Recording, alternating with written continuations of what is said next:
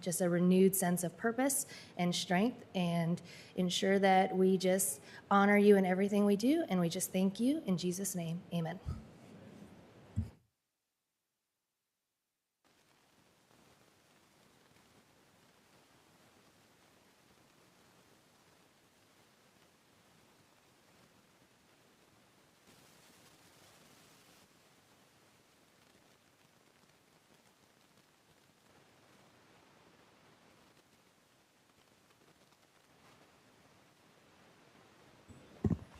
Good evening and welcome to this large crowd for our December 9th, 2024 board meeting.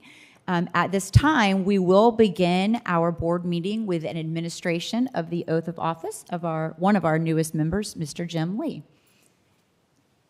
If his family and friends, people with him, would like to join him, please come up to the front and meet him.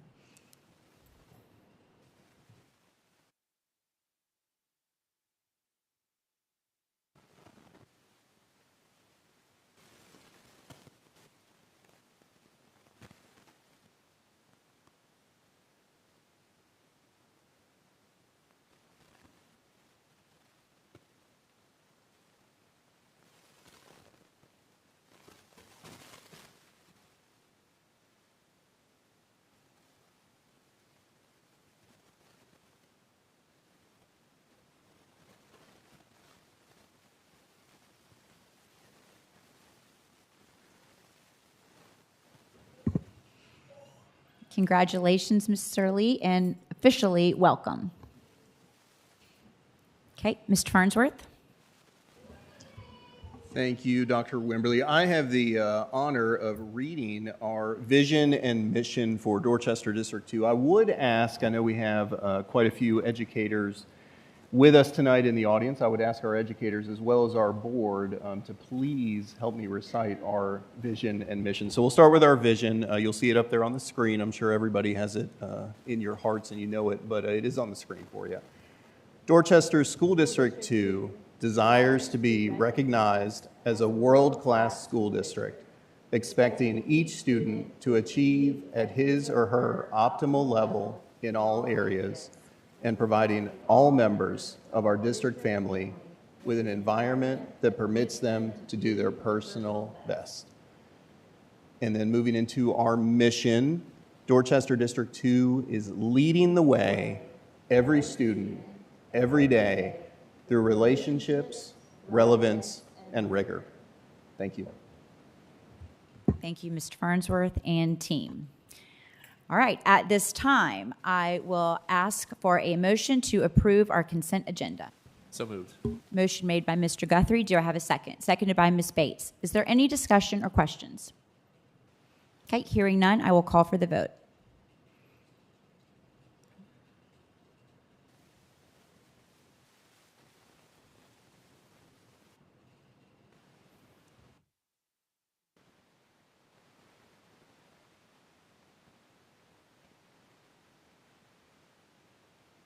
We have a slight delay.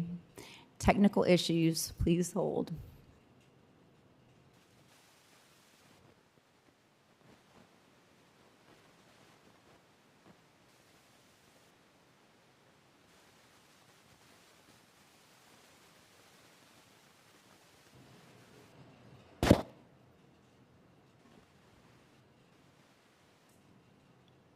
And the motion carries 6 in favor, 1 absent. Okay, and next on our agenda, we have our district highlights. And we will welcome Ms. Jennifer Passmore to the podium to present those for us.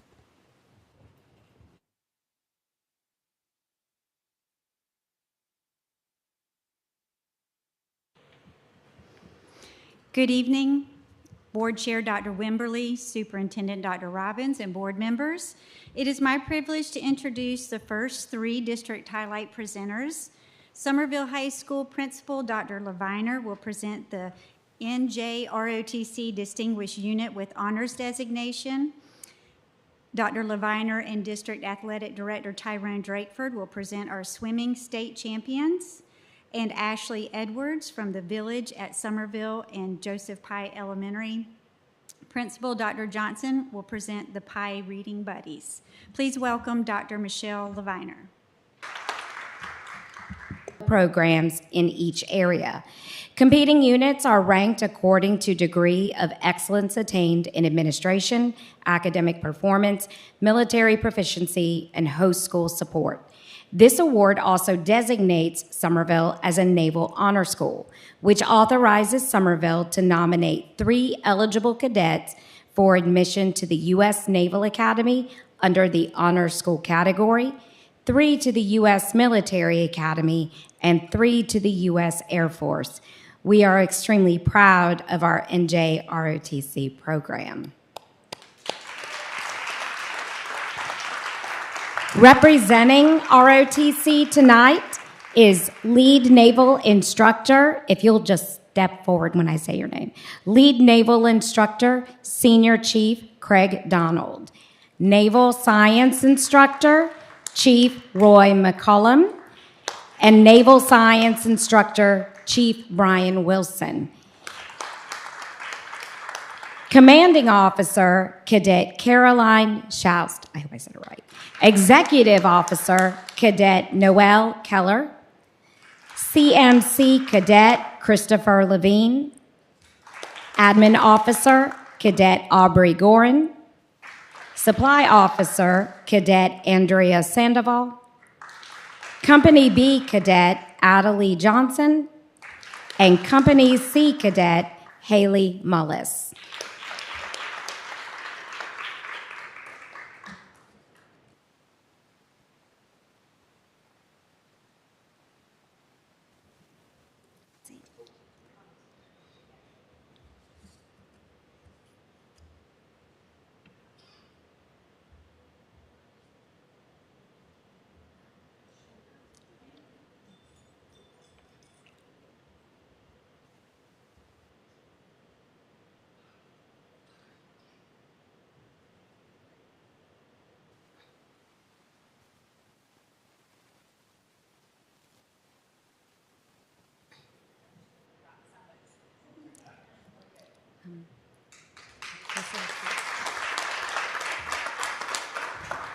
And next, for the state recognition for swim, actually the introduction is going to be made by our athletic director, Mr. Corey Magwood.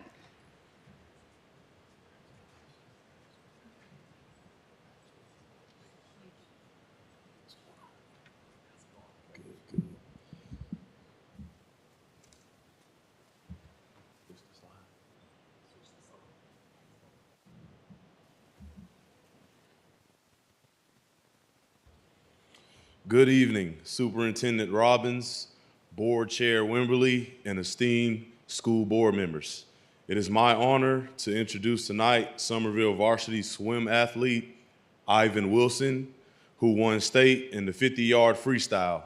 Ivan is a 2-year varsity letterman for Summerville High School and previous co-captain. Ivan is currently a student at Palmetto Scholars Academy, but he is part of the Green Wave Swim, as PSA does not have a competitive swim team. His achievements include being a 7-time state record holder, earning a title of champion.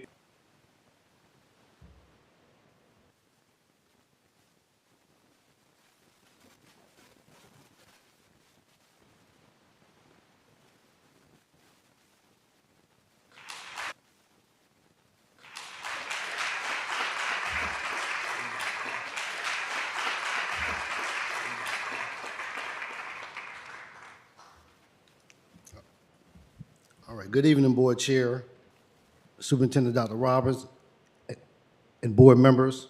On behalf of Ashley Ridge High School, Principal Brooke Matthews, Athletic Director Kelly Lewis, and Head Swim Coach Victoria Merritt, it is my great honor to introduce their 2024 swimming champion. This past season, Grace Marshall distinguished herself as a standout athlete. She was selected to both all-region and all-state swim teams. At the region meet, Grace claimed At the region meet, Grace claimed first place in all her events. She went on to finish third in the 50-yard freestyle at the state meet and earned the title of state champion in the 100-yard breaststroke. Additionally, she holds the school record in the 100-yard breaststroke. Grace has given her verbal commitment to Queen's University in Charlotte, North Carolina, where she will continue both her education and her swimming career. Please join me in giving a warm round of applause as we welcome Ms. Grace Marcer to the front.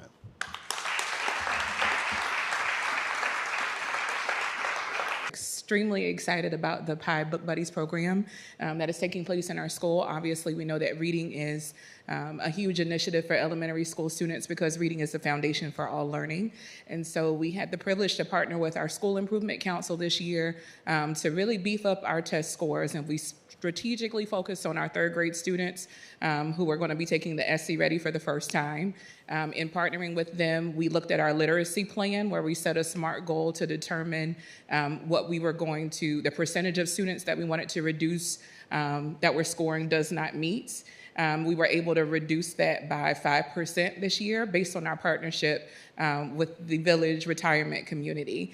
With me today is Ms. Edwards, and she is a resident sales director for the Village, and she's going to talk to you a little bit about our partnership with the retirement community.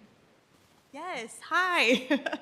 And I serve as the chairperson on the School Improvement Committee. So it was a great honor to kind of be a part of this program. But what was the neatest part is that not only did it enrich the lives of the children, but it enriched the lives of the residents that we have in our community. So we had about 10 volunteers from the village of Somerville that went and spent every other Friday for about 30 minutes with the children. I got to be one of the mentors or readers as well, so it was great. I had 2 kids in my group that were just delightful.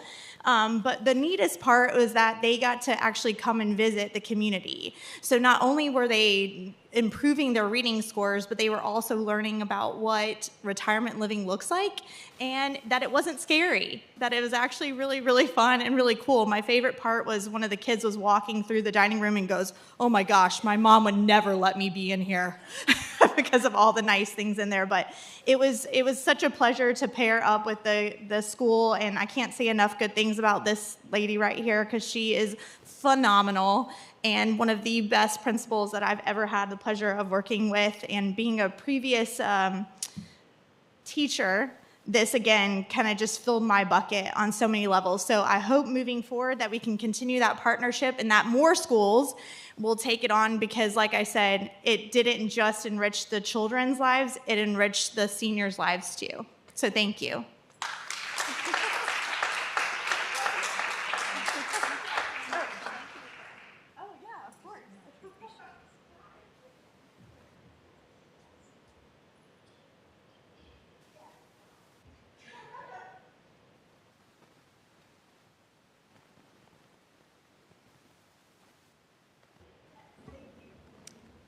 Dr. Robbins and Dr. Johnson, before you get too far, can I just use a point of personal privilege super quick because you're up here?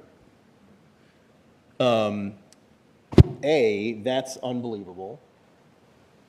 But B, I am curious because as I dig into our school report cards, so not only is Joe Pye an excellent rated school, your specific ELA, your mathematics are through the roof.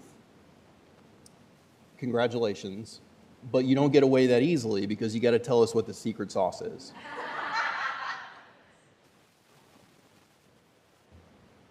I have amazing teachers. I have had the privilege of working with many teachers since I've been at Pi. We just got back to good teaching and what it looks like in the classroom. Not a lot of fluff. We were able to work with some of the professional development coaches in the district last year. Strategically, we made a year-long plan, especially with our gifted and talented coordinator, and we also work with one of the math coaches as well. And I cannot say enough about the time that they took to work with my teachers to help them remember what good teaching looks like. It wasn't a lot of bells and whistles and fluff. It was good teaching. So I'm blessed to be a principal of really amazing people. can I go one step more? And I would say, you're right, that's the secret sauce, but you are the secret sauce for that school. And what you're doing over there is unbelievable. So I just want to highlight that very publicly so that everybody here tonight in front of Superintendent Robbins sees that and understands that for me as a board member, we see you and we appreciate you.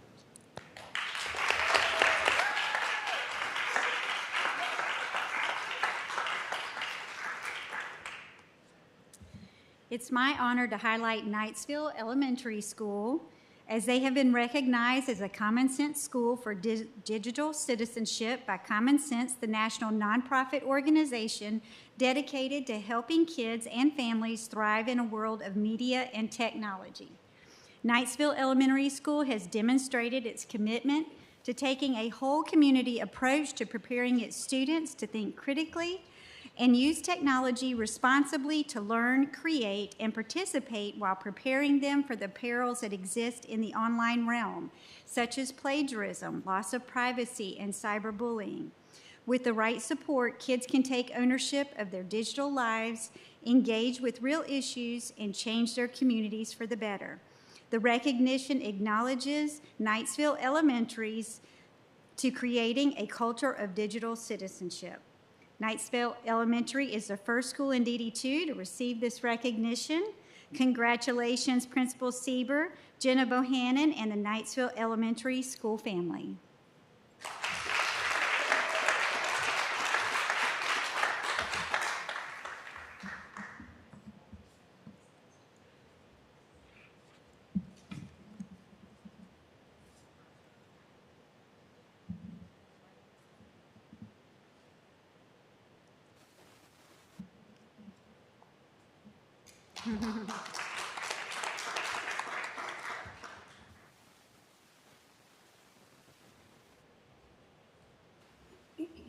At this time, please welcome Jason Walsh, Director of Fine and Performing Arts, for the District Holiday Cards presentation.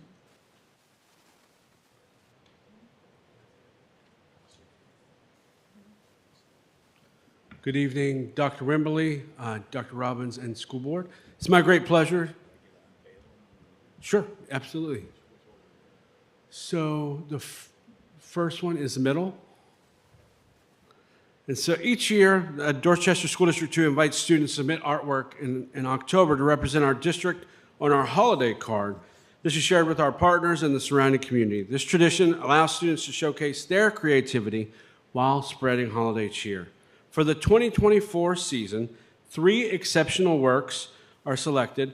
Coincidentally, they're all from Somerville High School, and they're all students in the same class with Miss Stephanie Nooner. That's Somerville High School. These talented students' work will be featured on the district's holiday card, symbolizing the spirit of our community and the dedication of our students. Their designs will bring joy and warmth to all who receive them in the holiday season. Our first card is from Miss Raleigh Winkles. If you want to come on down. It is made, as you can see, the original artwork right there is made by colored pencil, and it is titled Snowy Cabin.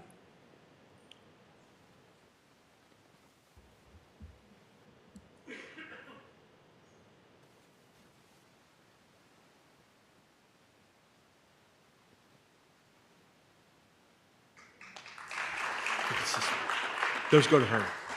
Yeah, go. Yeah, thank you. I'll get them to her. This second artist represented tonight is Miss Alila Rice. She's also Somerville High School. She's in 11th grade, and the title of her piece is The Graceful Fields of Eternity.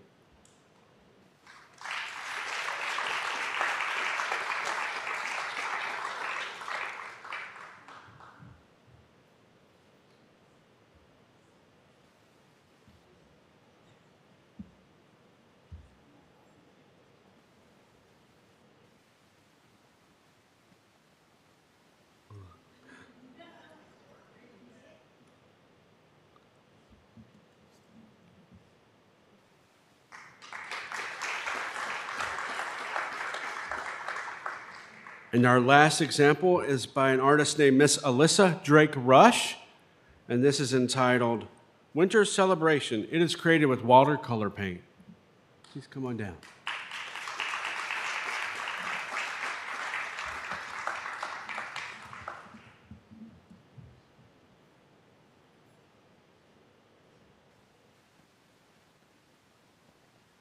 As she takes her place for a picture, we could give them one more round of applause for their great artwork.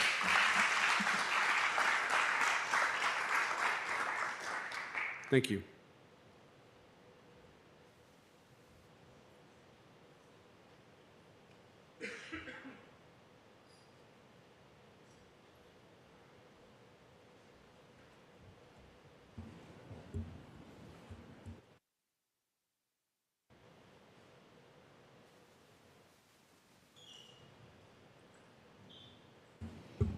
Before y'all sneak out, I just want to tell you those are absolutely stunning, and congratulations. And congratulations to your art teacher, because clearly she's doing a phenomenal job.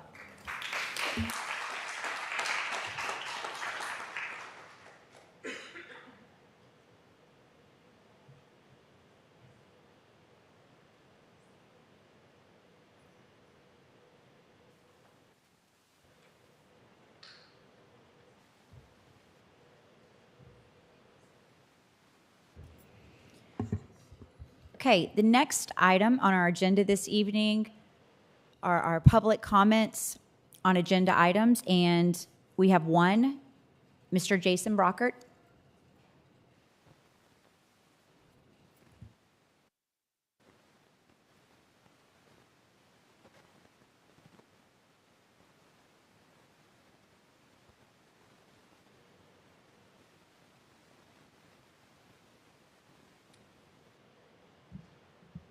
So I took a quick look at the policy ARJCIJ-R,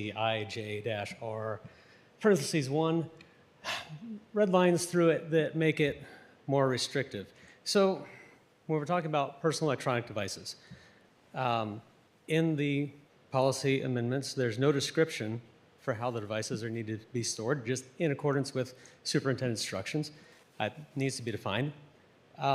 And I'm sure that all of our high schools are going to enjoy the logistics of collecting 1,000 devices every single day, storing them, and then redistributing them if we have central repository locations. So, details.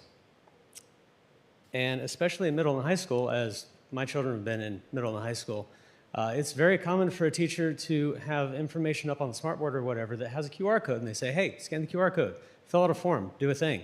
Because it's easy, it's convenient. Like, there are lots of reasons why these little supercomputers that we carry around are actually beneficial in the classroom. We already have policies that tell you not to use them inappropriately or at the wrong time, so why do we have to go and further restrict everybody's ability to use information appropriately? It would be good to reevaluate the ability to do some things with your personal devices, like report bullying when it happens. We had to talk about that a couple of years ago. I don't remember anything ever happening about that. Speaking of bullying, you've heard my story a few times, so I'll tell you a story about another family.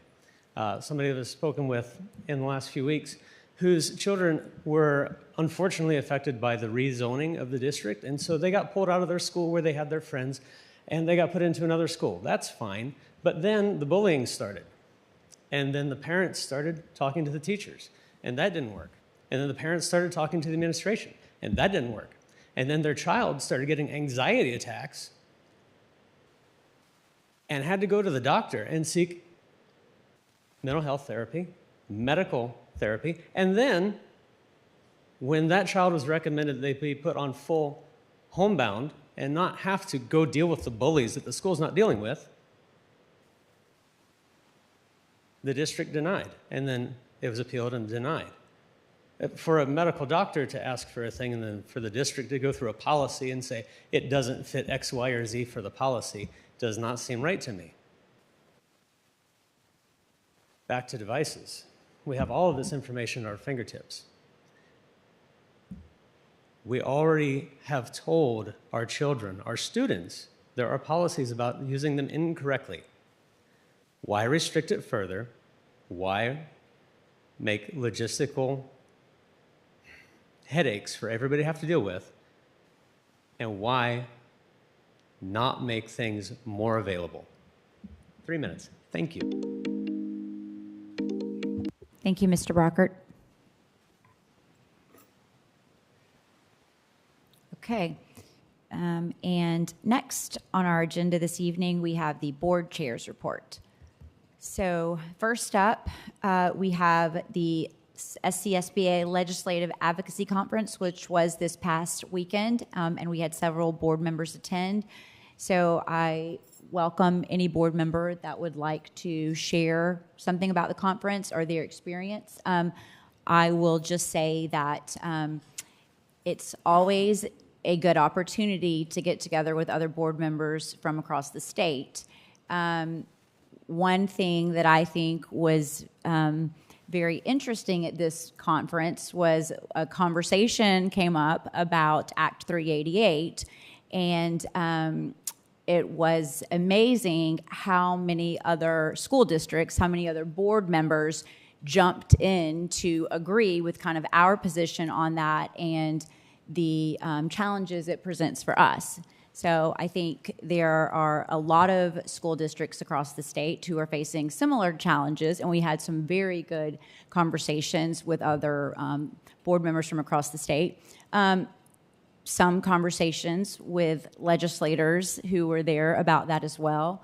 I don't know that they had any answers for us. I don't think we felt that, but it's always good to raise the awareness and continue the conversation. And each time you're in front of them, just to kind of point out the situation that we are in. So I think my takeaway from the conference, that was one of the biggest things, and just a good conversation about how we can possibly work with some of those other districts to continue to advocate. Not necessarily, I think we all said, not for the repeal of Act 388, but just for ways that we can look at making up the difference for those districts across the state that are so substantially affected by it. So if anyone else would like to... Yeah, just to piggyback off what you said, I think another part of that is there was a brief discussion I had with the president as far as possibly utilizing South Carolina School Board Association and them getting on board with helping us to get those districts together as one unified voice to communicate how that disproportionately affects us. So I think there's opportunity to utilize those relationships for power, to really show and share how we're negatively impacted about that funding. So. Just in terms of reaction and whatnot, aside from beginning the fire hosing of trying to absorb all the information about the board, new jargon and whatnot, it was interesting. It was kind of old home week. I got to reconnect with some folks from across the state that I've known for years. But it was interesting to see the similarity in certain challenges that we have, and not getting into debate over Act 388, but it does point out the need to really encourage our legislature to start thinking a little bit more holistically about how we fund public education here in South Carolina. So I took a lot away from that, some good insights, made some contacts, and learned a whole lot about the SCSBA as well, and appreciate the opportunity to go. Okay, thank you. And then looking ahead, we do have the SCSBA Annual Conference that will be held February 20th through the 23rd, and that at that conference, we will also have our new board member training, and we also have board chair and vice chair training as well.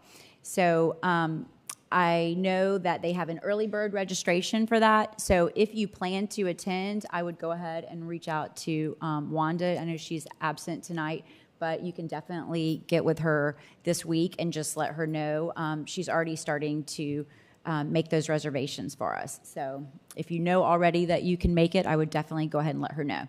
Same for the COSPA National Conference. This year, that will be March 21st through the 23rd.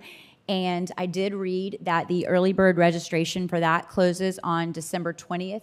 So I also encourage all of us, if we know that you're able to go, let's go ahead and get registered before that date so that we can make sure we get that early bird charge. And again, just reach out to Wanda. And if you have any questions about that, you're welcome to let me know. I can be glad to help you in any way I can as far as coordinating. Anything? All right. Any questions for now? Or no? Okay. All right, great. Well, that concludes my report for this evening. So now we will move into our board committee reports. And first up, we have our policy committee and Ms. Bates. Yes, thank you, Madam Chair. We do have our JICJ-R possession use of personal electronic devices or district-owned devices up for second reading. Before I send that to the full board for that second reading, I did just want to clarify that we are updating this policy in accordance with state law. The proviso was passed. The state board did come out with their policy regarding this. It was very, very specific that cell phones cannot be utilized from bell to bell. So that is from the time that the bell rings and school starts till the time the bell rings and school ends. So while we had our own policy that we felt was working well, the state did come up with a regulation. There is a law in place. So we are bound by law to update this policy in accordance with the law. Further, as far as safety, that is a huge concern for our students. Obviously, the Stop It anonymous reporting app that was previously utilized on cell phones won't be able to be utilized. But we did ask Dr. Robbins and our technology department to ensure that that app is loaded on all of our students' devices so that students, if they need to report an issue anonymously, they will have access to that app, the same they did on their phone, on all of their district-owned devices. So I just wanted to clarify those things to ensure that everybody knows that safety is a priority. And obviously, we have an obligation as elected members of this board to uphold state law. So with that being said, I turn it over to Ms. Wimberly for second reading. Okay, and thank you so much. We have a motion coming out of committee, so we will not need a second. At this time, do we have any discussion or questions? Yeah, and I would just add quickly, at the conference this weekend, Superintendent Weaver was there, and so she actually gave some commentary in regards to the cell phone policy specifically. And so I just want to highlight, really for the community, for parents, again, we've already had these discussions because we've had this policy in place. But what we're really tackling as a state is twofold. We are recapturing instructional time. That's first and foremost. We have to get the instructional time back from the phones, because if you didn't realize it in high school, if they have access to their phone, they're on their phone the entire class. So we have to recapture that. We have to have a policy that is across the board for the district. And then second, and I would say right up there with the instructional time, is that safety and security. It's unfortunate, but in today's world, we talk about bullying, we talk about mental health. And so there are issues that arise when they have these phones during the day. A great example is there are literally fights that are being staged in our schools so that our kids can videotape these fights, post them online, and it's all fake. And it's all just for likes on Instagram. And that's very unfortunate. And so as adults, we have to be able to take kind of a hard path and really put that safety and security back in the forefront. So again, this is from the state. It really, and so folks understand the change. Previously, we were allowing the phones to be put away just during class time. So they could get their phones during like ILT or during a break or different times during the day.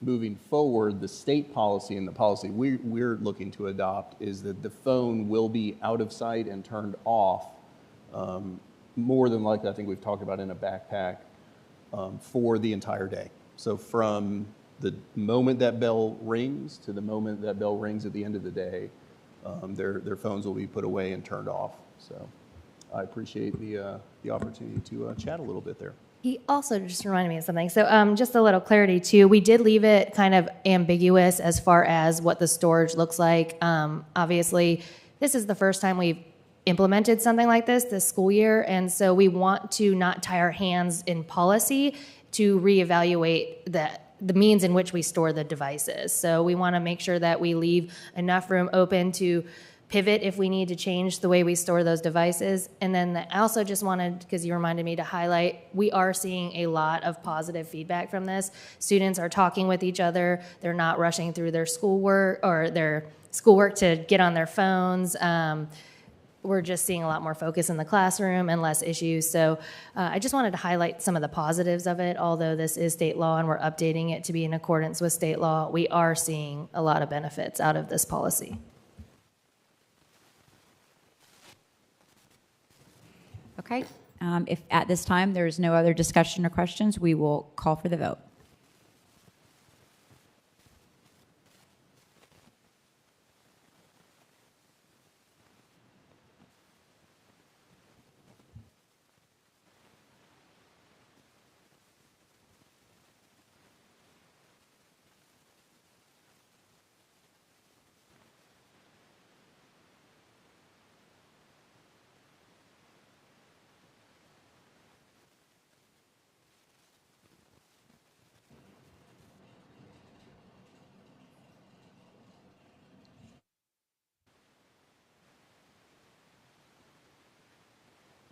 All right.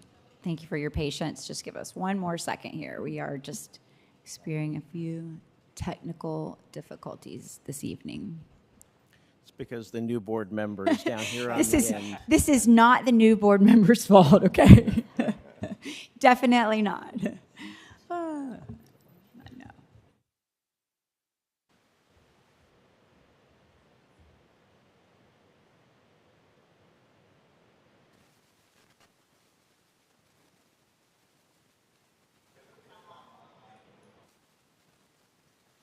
All right, we should be good now, board members.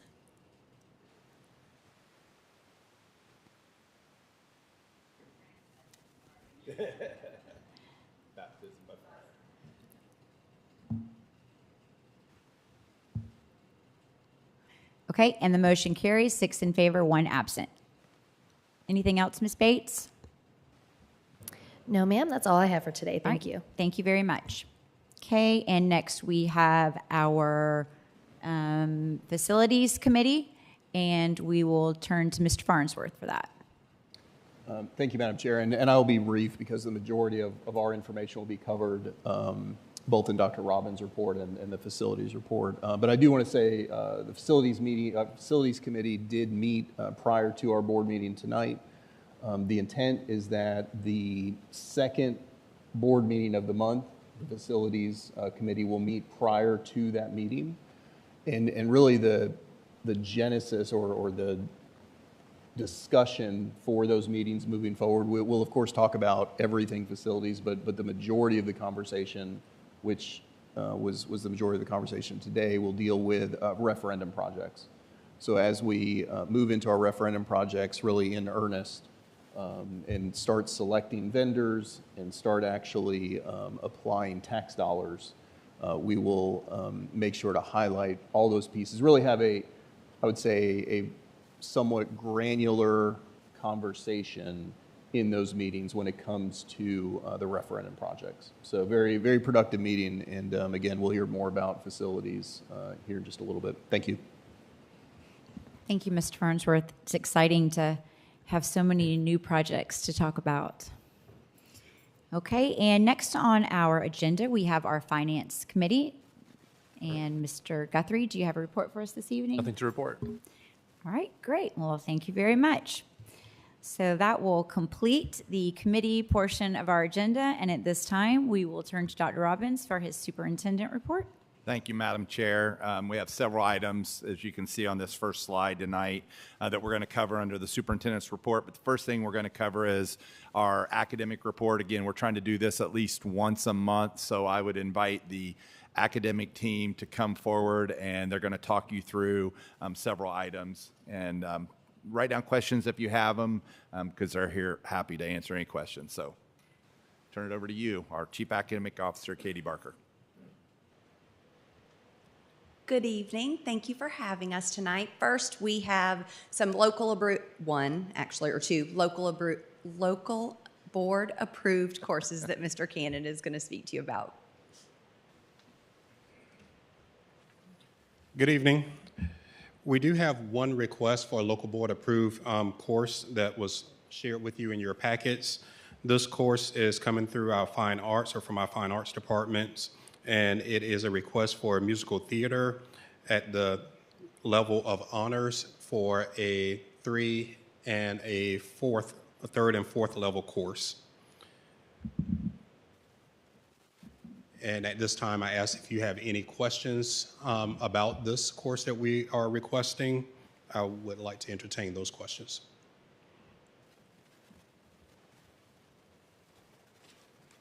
Excuse me, sorry. Okay, board members, at this time, I would ask for a motion to approve the local board course Musical Theater 3H and 4H as presented and included in our packet. So moved. Okay, motion made by Mr. Guthrie, seconded by Mr. Farnsworth. Do we have any discussion or any questions for me or for Mr. Cannon? Okay, hearing none, then we will call for the vote.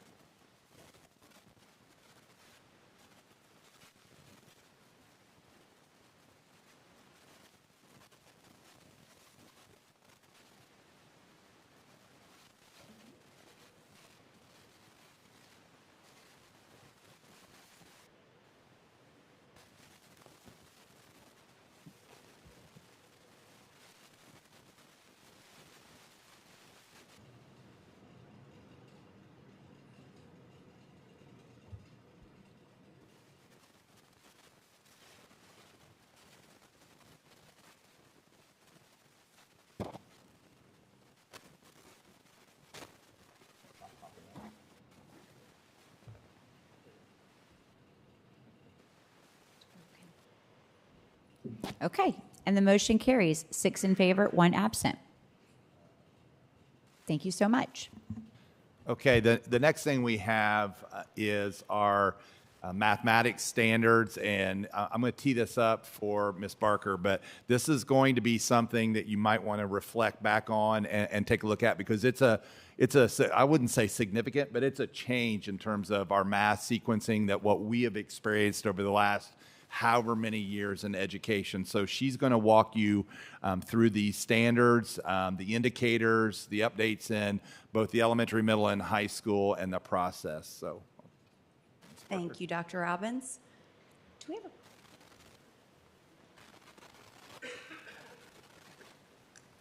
So as Dr. Robbins said, we are here to just kind of go over the updated standards. The last update to math standards were in 2015, so it's been a good long while. And as he said, there are some pretty significant changes at some levels. So we just want to make sure that you are kind of aware of everything. So this is just a quick overview of the changes. The standards will be fully implemented starting next year. So the changes really is that one of the major changes is that it reduced the number of overall standards, but to really focus on going deeper into the standards and the learning at each level. The indicator and insights provide additional instructional considerations for teachers. A nice change with the math standards is that were developed and look very similar to the ELA standards that we adopted last year, so that will be easier for teachers. It also provided some things that we've never had at the secondary level before. For example, there are advanced level standards now specifically for middle school students. So we'll talk a little bit about that when we get to the middle school standards, but that is a major change from previous adoption of standards. And then that last bullet is going to be a biggie, as Dr. Robbins said. The courses at the secondary level are major changes coming there. So we're going to spend some time really talking about that, since that will be a major change. So updates in elementary school, because we do not test, we don't have state testing in kindergarten, first, and second grade, we began full implementation of the new standards this year. So that way, those kindergarten, first, and second grade students, as they are moving up, they have already had exposure to those different standards as they're moving into those tested grades. We found success with that in the past with ELA standards the previous year. So our kindergarten, first, and second grade students are already in those new math standards this year. Also, our third, fourth, and fifth grade students, and you'll see when we get to middle school, is that we're calling this year for those students a bridge year. And when you look at the standards, if we didn't start to implement some of those skills this year, then as the standards changed moving into the next year, there would be gaps for a lot of those students depending on what grade they were in. So our team, our PD coaches, our curriculum and instruction team, along with a group of teachers at each level, really looked at what those skills were and then tied them into current pacing. So teachers do have some experience implementing those standards this year. South Carolina Ready, the math assessment that 3rd through 8th grade take, that will not take place until next year. So we're really focusing this year with the bridge year, getting them ready for testing at the end of next year.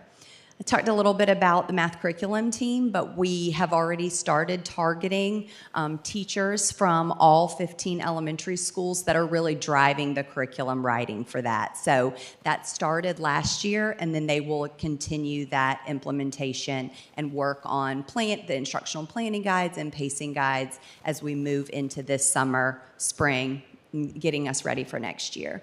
And then that last bullet is starting now in kindergarten, as early as kindergarten, the math strands are consistent all the way up. So you'll see them listed there, data probability and statistical reasoning for kindergartners, but it's there and it's definitely developmentally appropriate. Measurement, geometry, and spatial reasoning, numerical reasoning, and patterns, algebra, and functional reasoning. So those are the strands that they'll start in kindergarten and then will carry all the way up. And then for middle school, again, you'll see that middle schools are just going to continue to build on those same strands in middle school that they will start in elementary school. And then woven throughout the 4 strands at all levels is really focusing on problem solving. I said it was a reduction in the number of standards, but it really is a focus to go deeper into the content so that we're building mathematical thinkers as opposed to covering 142 standards in the year. Also, middle school is also following that bridge year model this year so that students have all those prerequisite skills. This mainly at the middle school level impacted those data standards. There was a lot of bridge needed for those skills. And then, as I mentioned earlier, a recommendation from the South Carolina Department of Education is that 6th grade advanced students, GT students, no longer, previously what we have done is we've included higher grade level skills, but now they are really focusing on depth and complexity with their grade level skills instead of accelerating into the next grade level, which we're excited about because I think that will really build us on compacted standards for our GT students, and that will cover starting in 7th grade, 7th and 8th grade skills for those GATE students that is the appropriate placement for. So the state is providing that. Historically, we've tried to align that on our own as a district, so we're excited about that change at the state level. And then the big change, which will affect all middle and high school students, is that now the course was previously known as geometry, now will be called geometry and statistics, and it will be the course that is taken prior to Algebra 1. That will affect all of our students as they're entering those high school level courses. So the next slide will kind of show you what that pathway will look for all middle school students. So a core student, they will go Math 6, Math 7, Math 8, and then start with geometry and statistics in 9th grade. A GATE pathway will do GATE Math 6, then GATE Math 7 with the compacted 7th and 8th grade standards in 7th grade. And then depending on how the student does in that course, they will either go into GATE Math 8 and then take geometry with statistics in high school in 9th grade, or if they meet the criteria, then they will take the geometry with statistics course, the high school course in 8th grade to get that high school credit. So you'll see a change there. I know a lot of you have children that have gone through 7th and 8th grade here, and historically students have taken a high school, there has been an opportunity. When we were here talking about changes to the ELA standards, there were a lot of changes at the elementary level, and now the major changes for math are really in the secondary level. So the course progression, which I'll show you a slide for in a moment, has changed for a lot of the high school courses. Geometry with statistics is important, which makes sense if we really think about what that is, because it develops that mathematical knowledge through the visual representation that then students will need as they move into geometry. So changing that course sequence really supports students as they move into Algebra 1 with probability, I think is what it's called now. So the courses that, because of the course sequencing changing, we will no longer be offering after this year are Transition to Algebra, Algebra 3, and Probability and Statistics. Probability and Statistics, as I mentioned, is kind of broken out and put into all of those other math courses. So the content is still there, it's just not isolated in one course any longer. And the new courses that we will be teaching next year based on the sequencing is Reasoning and Mathematics, Applications and Modeling, and Statistical Modeling. As you'll see at the bottom, in DD2, we have previously offered discrete math. We are not currently, but it is also a course that we will reinstate for next year based on course sequencing from the updated math standards. Thank you. So here is just that, all of those words in a nice picture that's easy to digest. So you'll see that Geometry with Statistics is the first high school course for math, and then students will move to Algebra 1. And then after that course, students can either move to Applications and Modeling and Reasoning and Mathematics, which are mainly targeted for students that aren't planning to transition to a four-year college. But that will still get those math credits that they need for graduation. If a student is planning to attend a four-year college or is just interested in continuing that math pathway, they'll move to Algebra 2 with Probability, and then we'll have choices from those higher level math courses after that. And the ones, the discrete math, statistical modeling, kind of that longer list, students can take in any order. There isn't a prescribed order after they get through Algebra 2 with Probability. So along with new standards also comes textbook adoption. So we just kind of wanted to give you a quick overview of what that process looks like. Right now, we are statewide in the public review period. So that public review period opened November 18th, and that runs through January 3rd. So that is an opportunity for statewide, the public to give feedback to any of the textbooks, the companies, the publishers that the state has identified as textbooks that teach the standards to the depth and the level that they want them to be taught. So that is open right now, and that is kind of where we are from the state. And then once the state closes that review period, they will make any changes, if necessary, based on feedback from the public review. And then we will move, they will share what is definitely on the adoption list. And then we have, in Dorchester 2, have followed the same practice, the same process for many years. Those instructional materials are shared with all schools, every grade level, every course, whatever's up for adoption. Those materials will be shared with the schools, I will say, in the digital age we live in now. It used to be, boxes and boxes of materials that showed up, and now it's usually a link with just all of the resources that are available. So, but when I say showed up, sometimes it's just an email instead of a big box. But that is where we kind of start. Oh, sorry, will you go back one more? Thank you. And then after that is when our teachers really start digging into those materials to see what is going to be the best for their classroom use. We do provide what we call kind of a look-for document, which is really aligned with the state standards, and that is ensuring that those textbooks align with the depth and complexity that the state is requiring. It asks them to consider our district math model and the different phases of our math model and how different textbooks or materials that come with those textbooks might align. For example, our elementary math model has math tasks. So if some of the textbook options provided math tasks, that aligns well with our math model. So They, at the school level, really work through those. They'll dig into them, they'll pull a lesson out and teach that. They really are intentional at the school level about looking through all of those materials. And then as they wrap that up,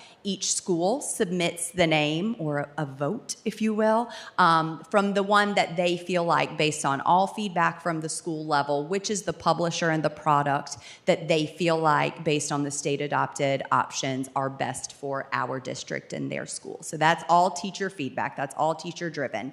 And then we at the district level compile all of that, and then the publisher or the product from the publisher that has the most votes, we will then bring that to you, because based on our policy, the district policy, the board will approve whatever, not you will approve, we bring it for approval. So that is kind of the last process. And that is usually wrapped up in the spring so that it is approved by the board prior to the window opening for materials to be ordered from the state. So that is the textbook adoption process. And then these are just, we think it's always important, this is new standards, new materials is a big change. So we just always like to also be cognizant that with change comes a lot of support, and making sure that we are providing support from the state level, from the district level, from the school level, for all of our teachers and administrators that are walking through this process together. So that comes with resource development and also a lot of professional development. So this is just a kind of list of all of that we have been working through or have plans to work through. We are excited, if you'll see in blue towards the bottom, that the state takes their show on the road and offers professional learning opportunities. And we were asked to host one of those professional learning opportunities, which we're always happy to host. But the nice thing with that is that you get some extra seats, so we can get extra staff members in there. So we have math leaders from kindergarten all the way through 12th grade that will be there to represent us, and really they will then turn around and drive the professional learning in Dorchester too as we move through the process. And then I already said that those instructional materials, hopefully, if everything goes as planned, will be in classrooms at the beginning of the school year next year. And I think that's all. There is just a QR code to the State Department math standards page if you would like more information than I just shared. But we are also, our entire team, which I'm just the mouthpiece, this team really is the rock stars in the room. But we are happy to answer any questions that you may have.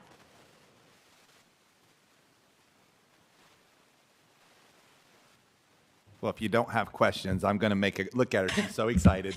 I just want to make a comment. Our academic department is doing amazing things. And there's been a lot of change coming down from the state and how we respond to it. But their skill sets and their work ethic is nothing short than amazing. And so, the information they're providing you, there's been a lot of time, work, and effort and energy put into that. And I just want to say thank you. I so much enjoy whenever I get to see them in action. They are definitely where the rubber meets the road. So thank you. Thank you for that. I actually do have a question. Sorry. That's okay. No, I was just curious, just for my own no opinion. The not offering the courses, the high school courses in 7th grade, is that a recommendation of the state, or is that a recommendation from y'all? Yes, ma'am. It is a recommendation from the state. The standards that are now going to be covered in that 7th and 8th grade compacted course, those really are the skills that students need to move to that high school credit level and be successful. If they don't get all of that 7th and 8th grade compacted standards, then they haven't necessarily have all the prerequisite learning to be successful with that first high school course. Right. No, totally understandable. Thank you. Yeah, absolutely. Great question. And we are, I will just say, a huge kudos to our middle school teams. They are working, and counselors, they are working really hard now, even though we aren't at that process yet, as we're, working on schedules for next year, to really ensure that students and parents and families understand that, because that is a change from what we have done historically. But also, really understanding the why, and not just that we're not offering it because the state says, but really we think it will set them up for success success down the road in a way that they will be more prepared. Yeah, Ellen mentioned kind of these standards when she came and talked to us, how they were updating the math standards. And it's funny because I looked at Ashley and I was like, do you know if we're doing anything to make sure that like we're starting it now so that going into next year? So I loved like how your explanation about the gap year and all of that. So like you guys are on top of it. I appreciate that. Thank you so much. Thank you. If I could, so would it be reasonable to assume that in addition to all the other efforts we're trying to do to raise our preparedness and our students that are meeting at the right level, that moving in this direction would also support that as well? And can we expect that, we can see overall our math scores across the district going up in all of our schools? Absolutely. We definitely think that. And I also think, raising test scores, but also the way the standards are written now really is to even push the depth of the learning in all courses. So even those higher level courses is really, the standards are written for depth and complexity. So really as they're getting deeper into the learning. And I think also, just to add on to that, is that I think also there's a lot of other just professional learning that needs to happen. There are resources and things like that. So I think we're at a perfect place to just bring all of those things together as we are already going through a standards change. Thank you. Absolutely. I do think I have one more. You get me for one more slide, I think. Okay, this one should be quick. Just a graduation update now that we have worked through some things with the Coliseum in North Charleston, and we think we're ready to go to print. So for lack of a better way to say it, with graduation times, Fort Dorchester High School will be at 9 o'clock, which is the same time the first graduation has historically been. The second graduation, which this year is Ashley Ridge, will be at 2. And the last graduation, which this year is Somerville High School, will be at 7. If you'll see that one got pushed back 30 minutes, the last graduation time from what we have historically had. And that was working with the Coliseum and our team and North Charleston Police due to concerns with traffic and just all of the other events that happen in that area, just a need to push that back. Their kind of request was to have 5 hours between each graduation in order to get everybody in and then get everybody out in a timely manner. And then on that note, that last bullet is that because of the needs to control traffic a little bit more, the Coliseum in North Charleston are requesting that every student, we will follow a 3 parking pass per family rule. So all families will receive 3 parking passes. So that is a change from what we have historically done.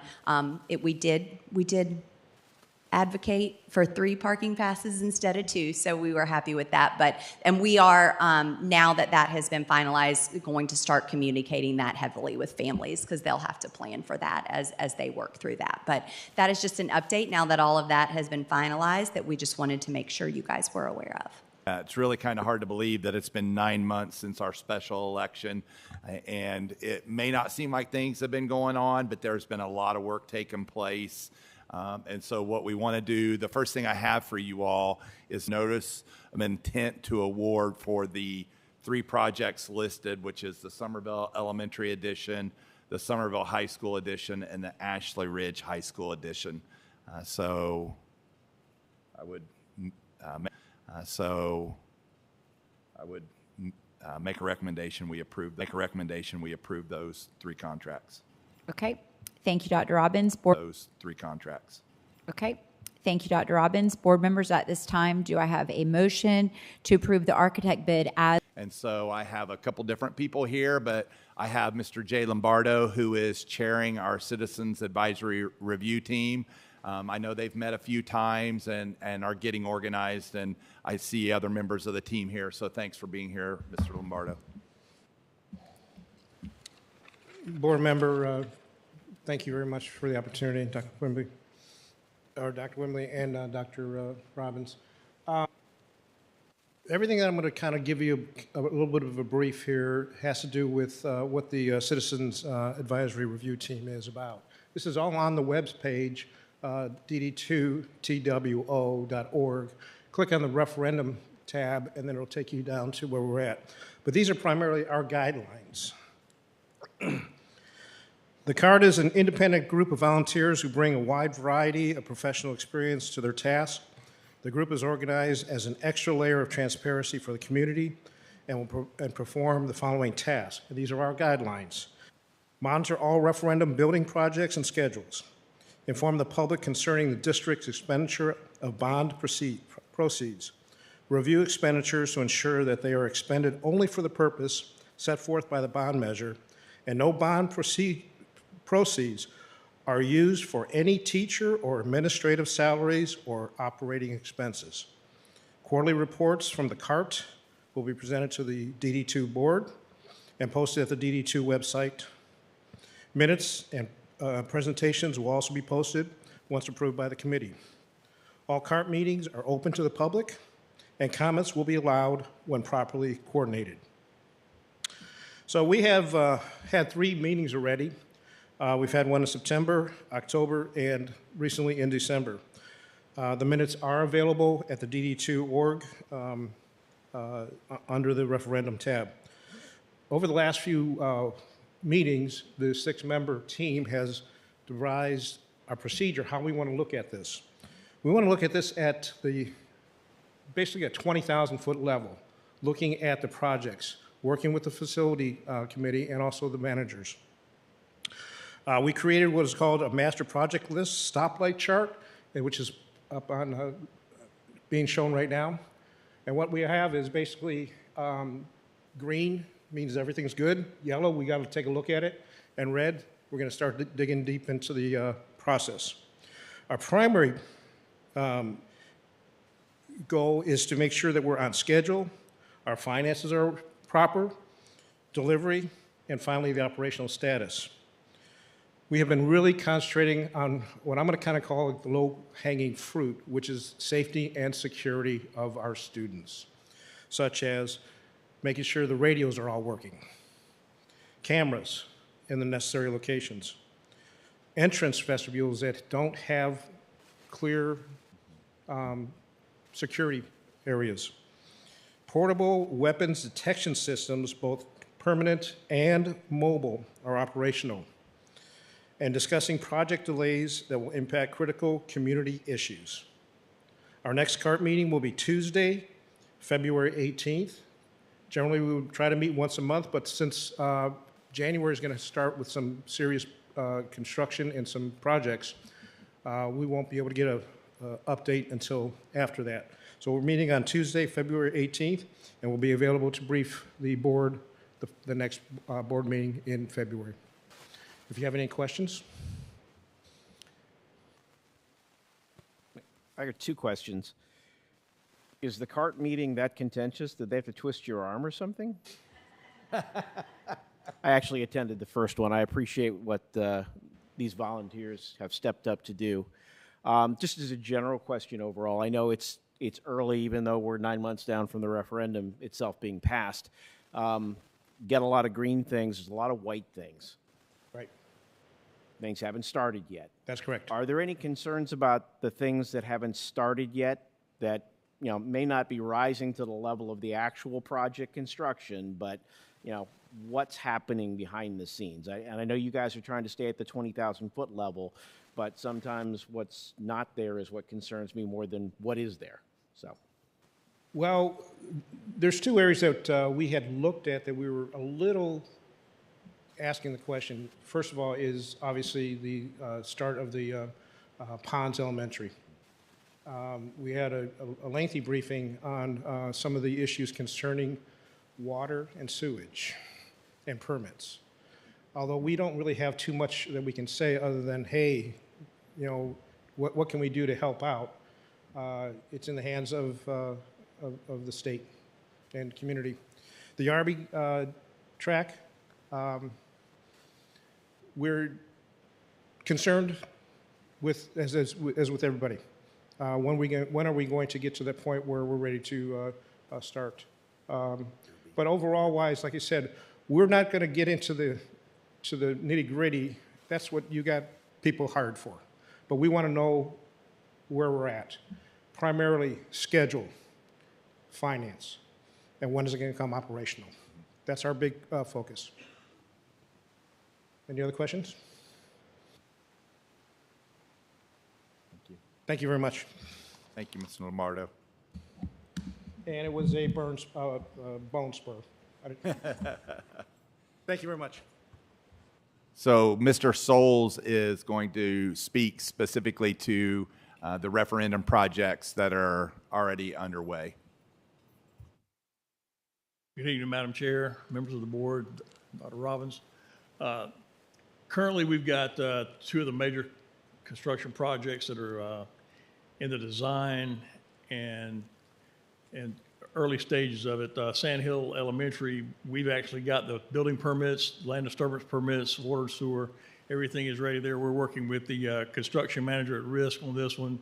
In the pre-construction services, they're working on our GMP on that, as well as the elementary school at the Ponds. We're working with CM on that to get our GMP, and that's the guaranteed maximum price. I just want to, for those that don't understand my little words for everything, but the GMP is the most important thing we have to get, because that is the driver behind everything. We want to make sure that our GMP is within budget so we can get things started or look at things where we can actually save money.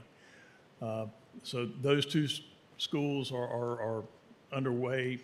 In those areas, we have several projects that are in the design phases, and those are the Windsor Hill, Knightsville, and Oak Brooks roofing and exterior wall renovations. Those are in the design phase right now with our roofing consultants and exterior envelope consultants.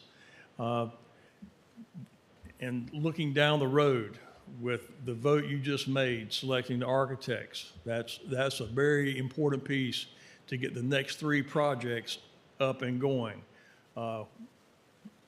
We're going to pair the architects with the CM at risk that you voted on last month.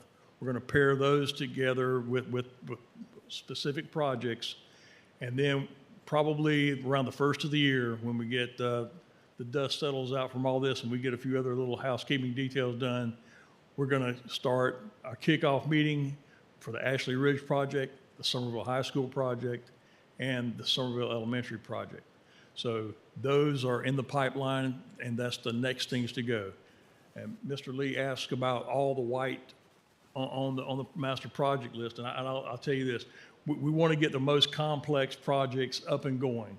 So some of the other ones, other projects are short-term projects that won't take as much. I won't say it's take as much work, but won't take as much design time, and it won't take as much effort to get those through the pipe.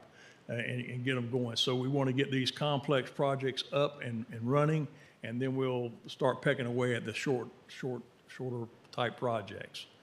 But from that's all we've got going right now. Which that's all we got going. We got a lot of stuff going on, but it's a pretty daunting task, but we've got it under control.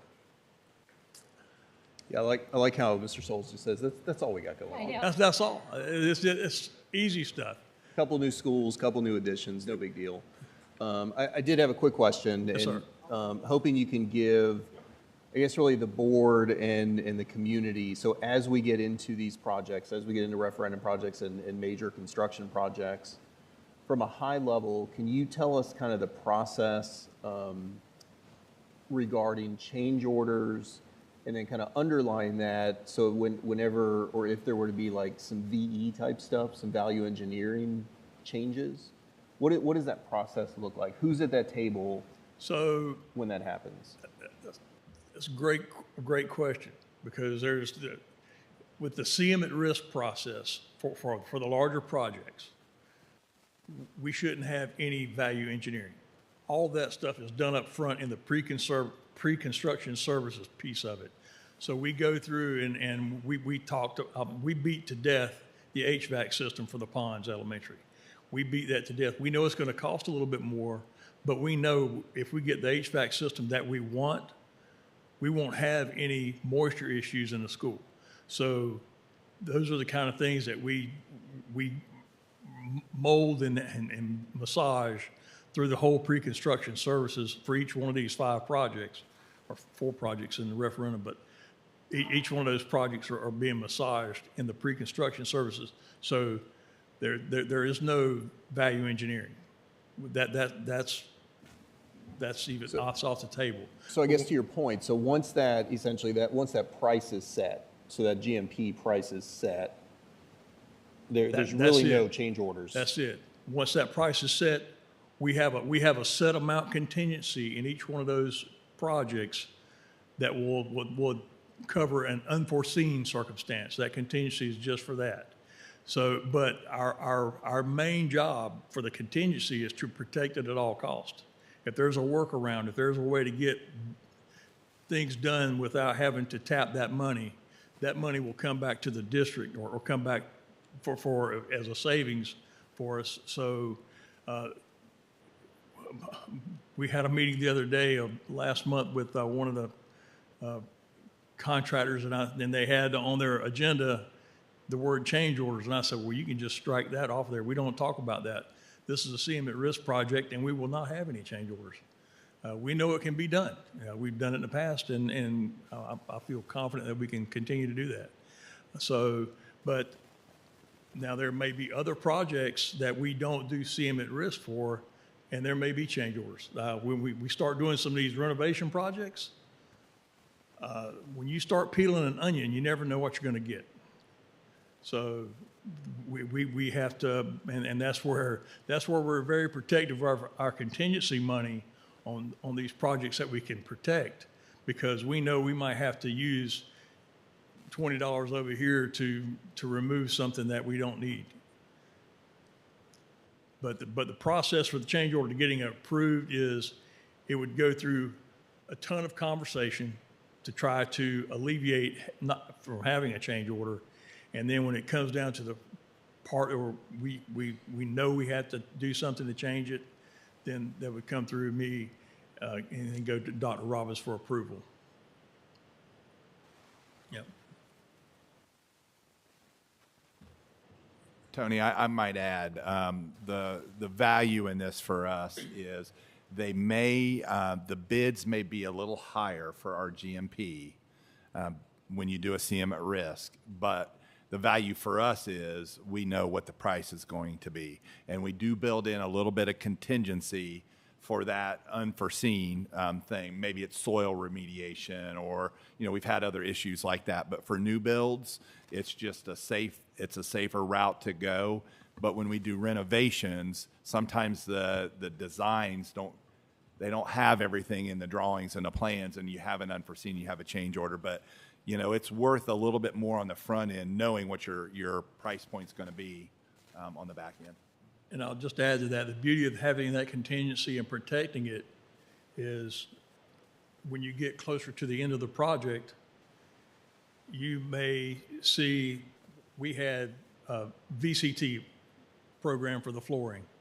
Well, we get close to the end and we know we get beyond the dangers of anything that we unforeseen, we might be able to upgrade the VCT to Texas Granite or some other type flooring and just use that money for improving on what we already have.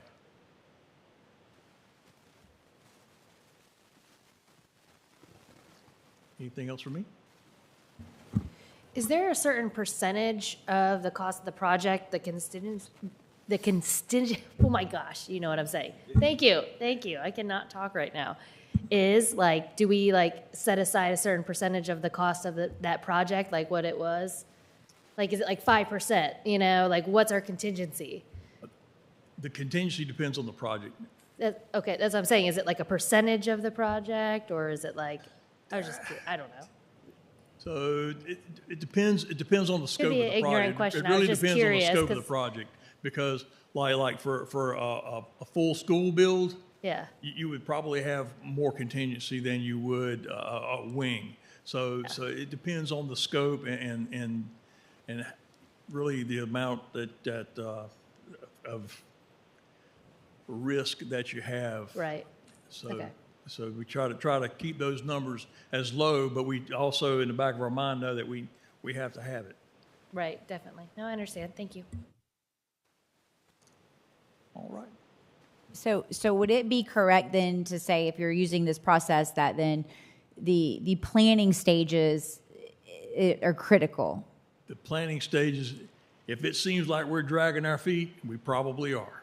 Yeah, because you need to get it right. We want to have yeah. as many conversations, and we want to have as much face time with these construction managers at risk as we possibly can. And they really want us involved in that process. They want to have us involved in those conversations because at the end of the day, they have to provide us a product that we approve of. So we are going to massage it and continue to massage it right up until they say, listen, right now we are at a point where you're getting what you want, plus a few frills here and there, but if we add any more, it's going to affect the GMP. So we want to keep that GMP at a manageable level that we know is within construction cost guidelines. Makes sense. Good? Just one more point, just a finer point on that. So within your process, you're monitoring the use of contingency, targeting staying under the GMP in order to try and get the project done. Yes, sir. You're monitoring those indicators that tell me, just throwing numbers at a wall here, we anticipated 5% contingency. We burned through half of that. And where we are in the project, we're confident that GMP is not at risk. Right. Second point to that question. So when the CM at risk comes to you and says, I think we're going to burn through that and we're going to hit the cap of the GMP, you have a process in place for managing any potential change at that point. Is that correct? We do. It's called a guaranteed maximum price. And they are the CM at risk. Yeah. So when they jump off the truck with tools in hand, they know that that's the bottom line. If they exceed that, they have to take it out of hide. Yeah, very, very familiar with the process. And then there's the real world that I live in. Yes, sir. Where I deal with billion-dollar projects that are supposedly capped. And very often those construction managers at risk can find a way to say, well, yes, it was capped, except this was something that no one contemplated. And all I'm saying is when that situation arises, you have a process to manage that, other than just saying no. So there is in the AIA contract, there are methods to talk about that stuff. Very good. That's all I'm asking. Thank you. Okay, that's good. Thanks, Tony. Thank you. Next thing I have tonight is our finance report, so I'll ask Ms. Meunier, our CFO, to come up, please. Good evening, Madam Chair, board members, and Dr. Robbins. This evening, our team has prepared for you the October 31, 2024 reports. We'll look at our balance sheet first, and we have comparable column with 2023 as well. Our assets are a little bit over where we were last year of $5 million, and that is, as you can see down below with our fund balance, we ended up the year with $5 million surplus in fund balance. So it flows through that the assets equal our liabilities plus fund balance. And that's where you see the change. So at the end of October, our assets plus liabilities and fund balance were at $63.8 million. For our schedule of revenues, expenditures, and changes in fund balance, we were right on target with last year. We're at $64.9 million for our revenues, and our expenditures were at $80.4 at the end of October. What's comparable is if you were to look at our ideal remaining percentages for this year as compared to last year, and our change in fund balance was almost right on. You will notice that the numbers are a little bit bigger because we had an increase in teacher salaries this year and staff got step increases. Our benefits were higher as well. But for the overall percentage, we are right on target. As you can see on the next form with our cash flows, even though we were right on target with where we were, you can tell that our our revenues don't come in every month exactly the same amount every single month. As we were discussing earlier, that's why it's good to have a healthy fund balance, because as you can see down on the bottom with our monthly deficit and gain, our change in fund balance at the beginning of the year, we were at 25% fund balance, and then we went to 21.8, then down to, we're at 16.4 right now. Our target that we like to stay at is at 18%, so we are lower than that, but we won't end with the 16.4. As you can see, in November, we're estimated to receive money for our Act 388 Tier 3 money and our property tax relief, which we don't get every single month. So as our revenues come in differently each month and our expenditures do as well, it's not a steady 1/12, 1/12, 1/12 every single month. So we wanted to just point out those numbers. For our new board members, the first 4 columns where we have gone through July, August, September, and October, you can see that those are in black font because those are actuals, and all of the blues moving towards the right side are just our projections for the year. So this is our cash flow that we're projecting for the full year. And then on the last 3 columns are our actuals, totals, and then our projected over and under for the year. I also wanted to mention that we have completed our 23-24 audit. The auditors completed that report, and we did submit it to the state. We had a scheduling conflict, unfortunately, for timing for them to present tonight. So they asked if they could come and report in January.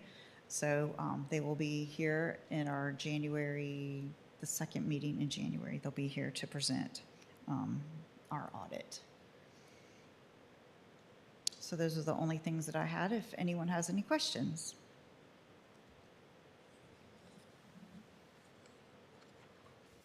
All right, thank you very much.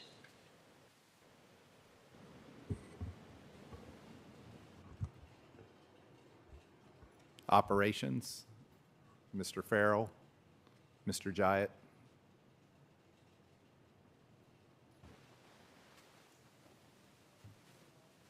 The log. Good. Yeah. It's a little easier to read.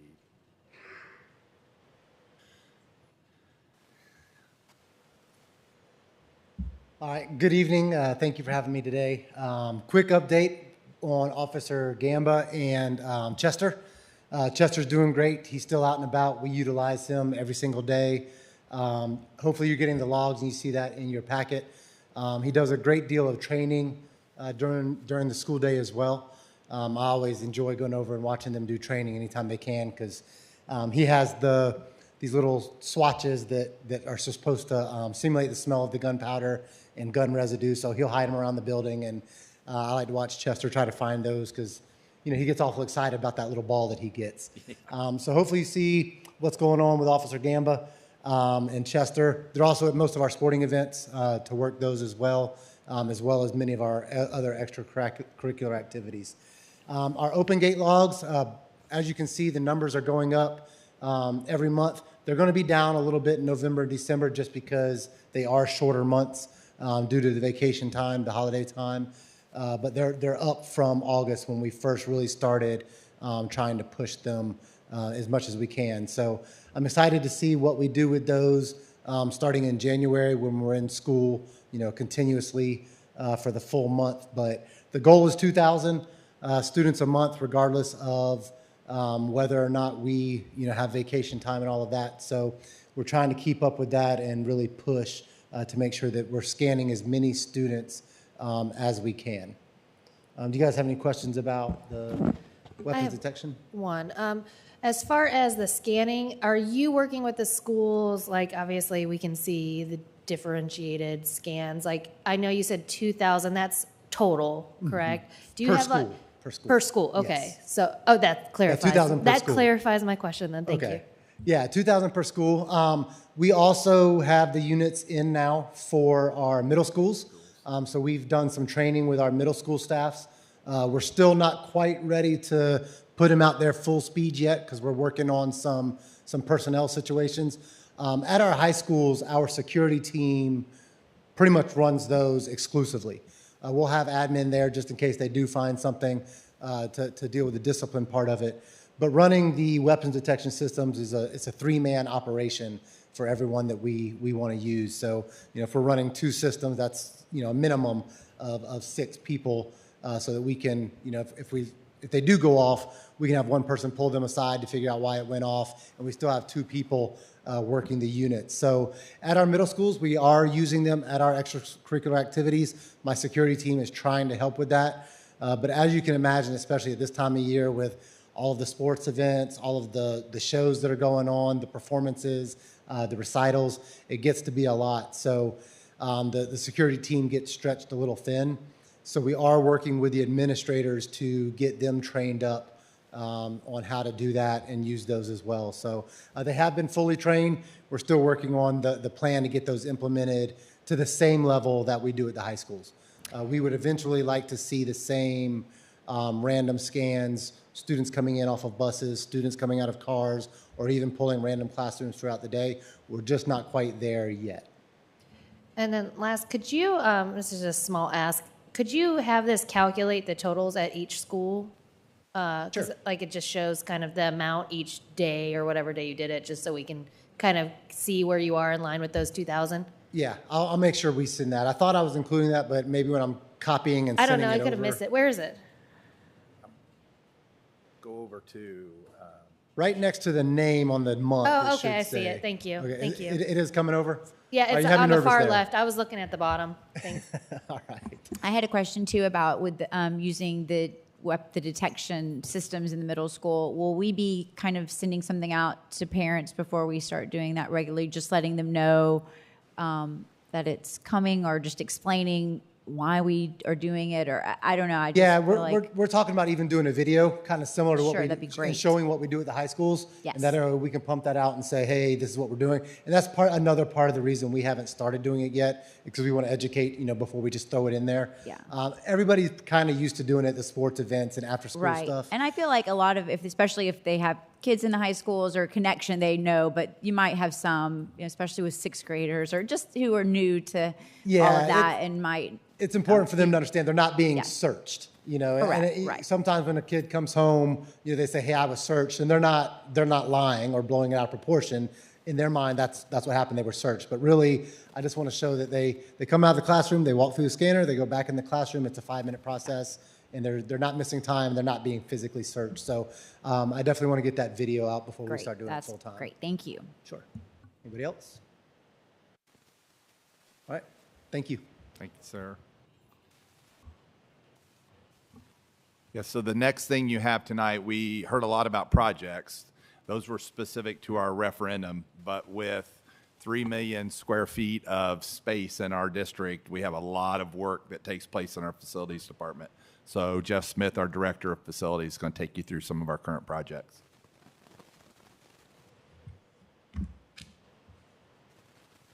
Next slide. Oops. Good evening. They let me up here finally, so let's get some coffee out. It might be a long night. We've got about 540 open work orders in the district, and I want to go through every single one of them, if we're okay with that. No. I'll be very brief because I know it's getting late in the night, but just a couple updates. So we had some HVAC upgrades at Knightsville and Span. Those are basically wrapped up. We're just waiting for a final inspection from OSF and a third-party inspector that'll happen this week.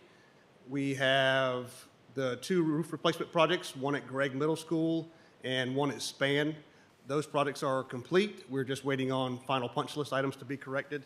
I think they've got a couple gutters to replace at Span, but otherwise they're pretty much done. The Fort Dorchester High School track replacement, they are still on schedule to be substantially complete on January 6th, so that should be open for the season. We don't foresee any issues. They're on site installing as we speak. Let's see, the Fort Dorchester High School Media Center, that's, like I said, done. We're just waiting on a certificate of occupancy from OSF, but it's all been submitted, so all the paperwork's in place. The Oak Brook Middle and the Oak Brook Elementary addition, you can see on there, we've listed the CM firm as EdCon. They're the ones that were awarded those 2 projects, and it was kind of strategic, same campus. You don't want them to have 2 contractors working on top of each other, so it'll probably be more of a phased approach. They'll start the middle school first and then move into the elementary school. And the plans, I mean, all the permits and I think building permits from OSF and the permits from the county and the local legislature are already in place for the middle school. So we're basically just getting a plan together for demoing those trailers, getting the site package going, and getting construction underway. With that, they'll also be doing I don't think it's on there, it might be on the next page, but it's the bus shed that's at the Oak Brook transportation location. That's going to be part of that package deal as well. The softball field for press box for Somerville High School, we have an OSF approved design, so that's going to be going out for bid probably not till January because of the things we have on our plate, but it's going to go out for bid, and we'll get competitive bid process on that and hopefully have funds to award that. Hoping that we'll be able to make it in time for the season, but we're going to have some contingencies in place should that not happen. And let's see, the last project that's current is the tennis courts at Somerville High School. So we have design in progress on that, and then so we're hoping that that will be done prior to the start of tennis season this year.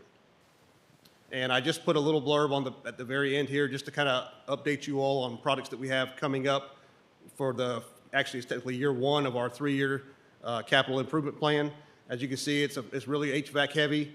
We'll be replacing the entire HVAC systems at Flowertown and Newington, Oak Brook Middle School, Somerville Elementary School, and Gregg Middle School. If you note, there's a asterisk. So Gregg split over 2 years, just the way the funding works. And the controls are just basically through CMI is what we'll probably be converting to, since that's who we use for everybody else, but converting their controls over to a hardwire control system versus a wireless control system. I don't have anything else at this time unless you have anything you wanted to ask question-wise. All right. Thank you.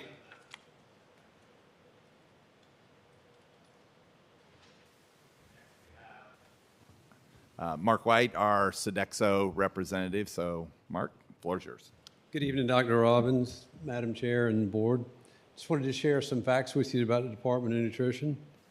As of October, we served 11,700 lunches, and that is up approximately 480 from this time last year, and that's primarily in the secondary schools where we have the lowest participation.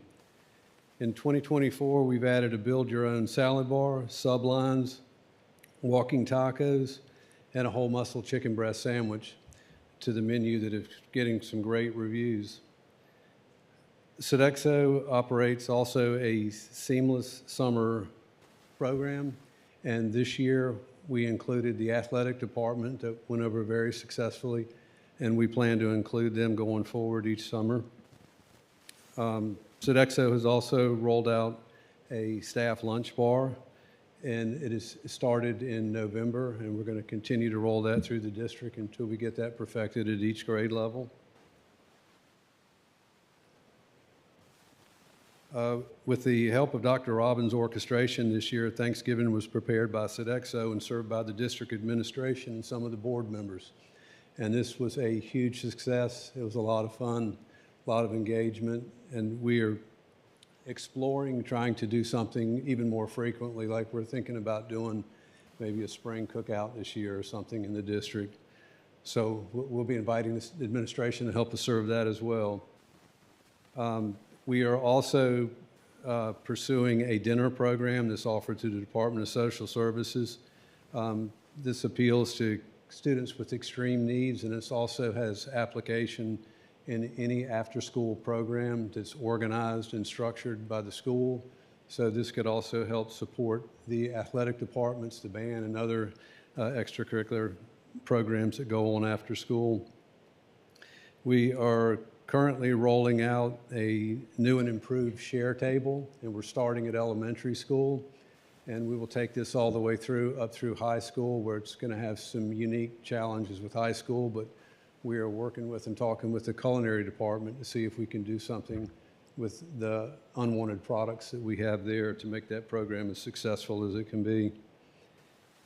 Our Sodexo operations department consists of 7 managers, myself being one of them, Mark, the resident district manager. We also have a registered dietitian, an HR manager, a chef manager, an operations manager, 3 supervisors, and a newly onboarded project manager for social media maintenance.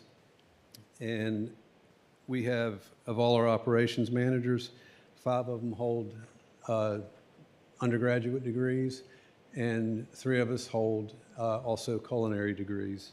So we have a very capable department there. In addition to the feeding of the lunch programs, we have student advisories and nutrition programs that we are bringing up to speed this year as well. Sodexo hires and trains over 200 staff at the school levels, site levels, 25 managers, assistant managers. We also provide the district with 35 plus food service monitors to help facilitate the duty-free lunches for our teachers here. In our office, we also have 2 district positions under the finance liaison that help assist with our accounting and program compliance, and this is located in our office as well. And the last thing I wanted to share with you is our district manager, Larry Wilson, is retiring this year, and we have a replacement, James Ashbrook, and he'll be coming around next week to meet everybody and introduce him. But Larry will finish out December, and then he will be on his way to a merry retirement. I thank you all for your time. If anybody has any questions, I'm happy to answer any questions you might have. I don't have any questions, but I just want to say thank you. I know, like, I myself personally and a lot of board members have asked a lot of y'all, and I know that, and we have challenged you and pushed you, and the stuff that you guys have come up with, the challenges that you've faced and were willing to work with us on, and from coming, Ashley and I went and tried the chicken sandwich. It was delicious. I know that I was like, that was something I was always like talking about, and the walking tacos I hear nothing but good things about, and the fries and all this stuff you're doing, like from your team and your marketing director to just trying new things and being willing to listen. I really, really appreciate it, and I just feel like publicly I need to say, like, from the time that I've been elected to the board to now, like every single challenge I have thrown at you guys, you just took like with the sweetest heart and tackled it head on, and we're just like, not no, like I'm gonna make it happen. Not like, let me see if I can make it happen, we'll figure it out. And we're gonna miss Larry immensely. He's been phenomenal. And so goodbye to him. Tell him we all appreciate all he's done so much. And just thank you for your hard work and being willing to hear hard things, have tough conversations, and come out just doing awesome things for our staff, for our students, and improving the program overall. So we do appreciate it. Well, thank you. And thank you for helping us grow. And we're really very pleased to see that more kids are coming to lunch now. Thank you.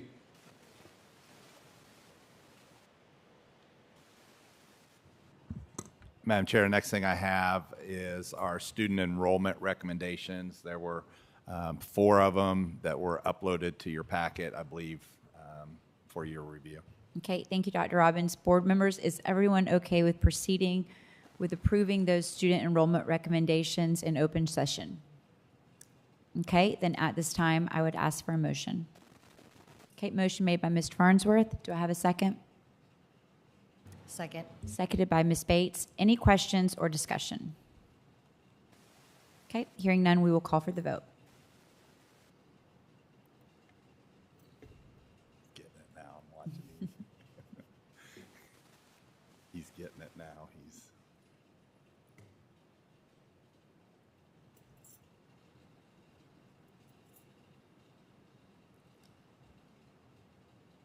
Okay, and the motion carries 6 in favor, 1 absent. Thank you. And then the final thing I have in my report tonight is our monthly personnel recommendations, and those have been uploaded into your board packet as well. Okay, thank you, Dr. Robbins. Again, board members, if you are okay with proceeding in open session, we will go ahead and vote to approve the recommendations minus the 2 separate employee ones that were included in those, we will be having an executive session to discuss those. So at this time, if everyone is okay, we'll ask for a motion. Motion made by Mr. Guthrie. Yes. So moved. Do I have a second? Second. Thank you. Seconded by Ms. King. Any questions or discussion? Okay, hearing none, we will call for the vote.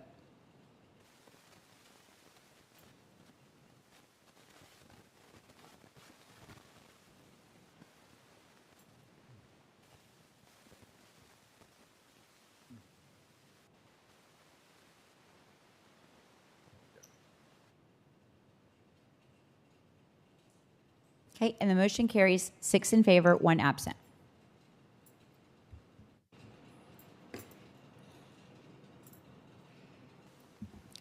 And does that conclude your report for this evening? Yes, ma'am. That's all I have tonight. Thank you. All right, thank you so much. Lots of great information.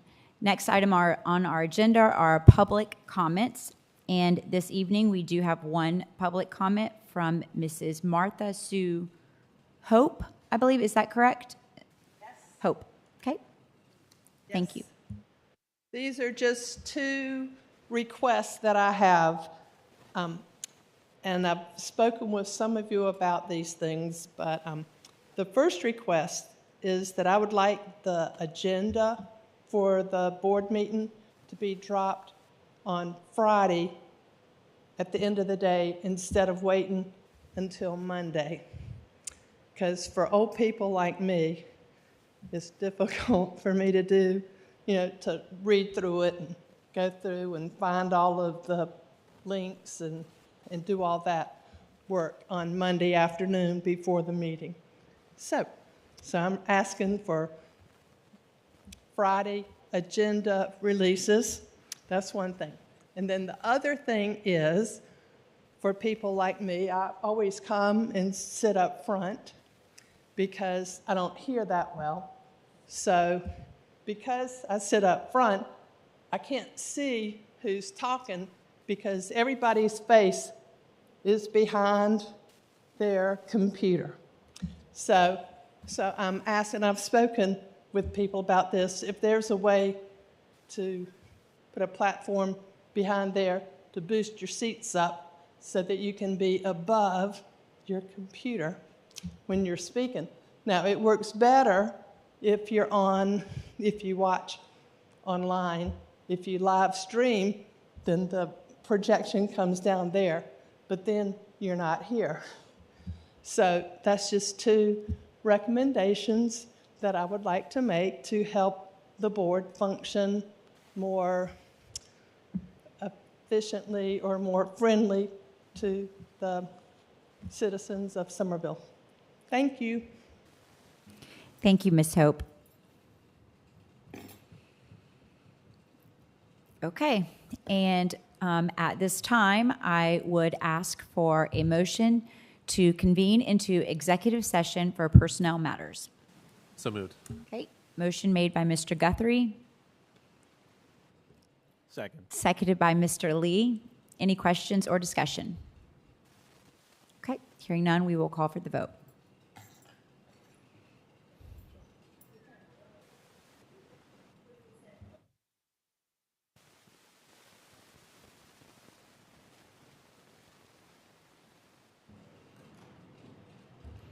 Okay, and the motion carries 6 in favor, 1 absent. We are in executive session and we will return.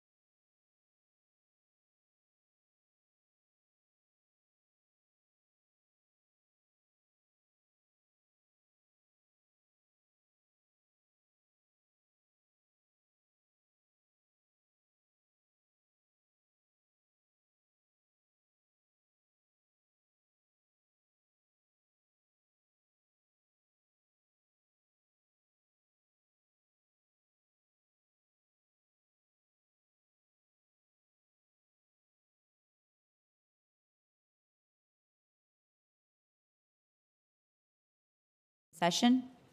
So Motion made by Mr. Guthrie, seconded by Ms. Bates. Any questions or discussion? Okay, hearing none, we will call for the vote.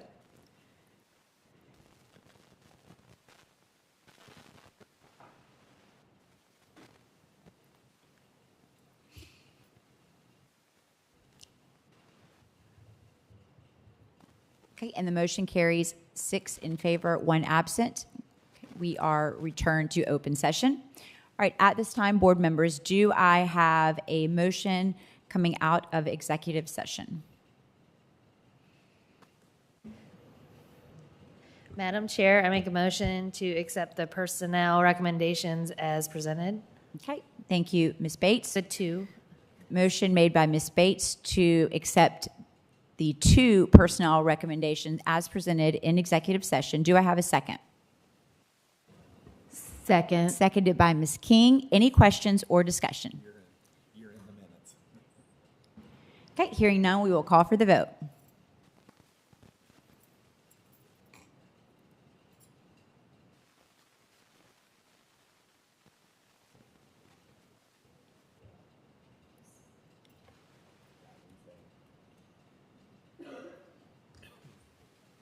Okay, and the motion carries 6 in favor, 1 absent.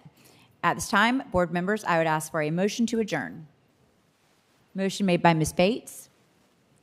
Second. Seconded by Ms. King. Any questions or discussion? Hearing none, we will call for the vote.